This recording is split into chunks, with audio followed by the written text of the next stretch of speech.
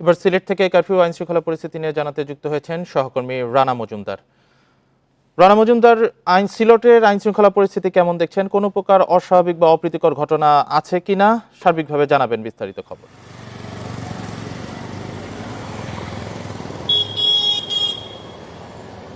দেখুন, আজকে সকাল 6টা থেকে রাত 9টা পর্যন্ত কিন্তু কারফিউ শিথিল করা হয়েছে সিলেটে।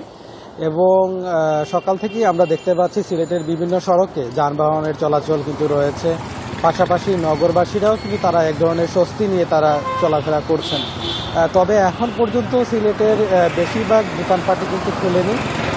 সময় যত গড়াবে ততই কিন্তু আসলে দোকানপাট খোলার সংখ্যাটি বাড়বে। এবং আমরা দেখতে পেরেছি যে যত সময় গড়িয়েছে ততই কিন্তু আসলে রাস্তাঘাটে মানুষজনের ভিড় এবং যানবাহনের উপস্থিতি বেড়েছে। পাশাপাশি আমরা নগরবাসীদের সাথে কথা বলেছিলাম, তারা যে বিষয়টি জানিয়েছেন যে কারফিউ অবস্থা শিথিল হওয়ার কারণে আসলে তাদের মধ্যে এক ধরনের স্বস্তি ফিরে এসেছে। তবুও তারা বলছেন যে আসলে আতঙ্ক কিন্তু এখনো কাটেনি তাদের মধ্যে।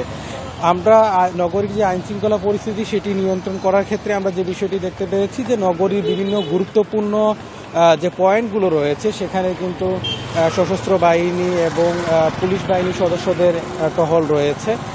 পাশাপাশি নগরীর যে মেট্রোপলিটন পুলিশ কমিশনার রয়েছেন তার সঙ্গেও আমরা কথা বলেছিলাম। তিনি যে বিষয়টি জানিয়েছেন যে কোনো ধরনের অপ্রীতিকর ঘটনা যাতে না ঘটে সেই ধরনের সব ধরনের প্রস্তুতি কিন্তু তাদের রয়েছে বলে তিনি আমাদেরকে জানিয়েছেন।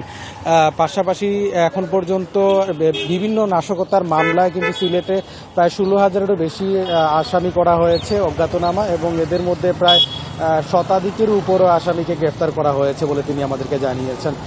কারফিউ অবস্থা নিয়ে সিলেট থেকে এই ছিল আমার কাছে সবশেষ। রানা মজুমদার জানাচ্ছিলেন সিলেট থেকে।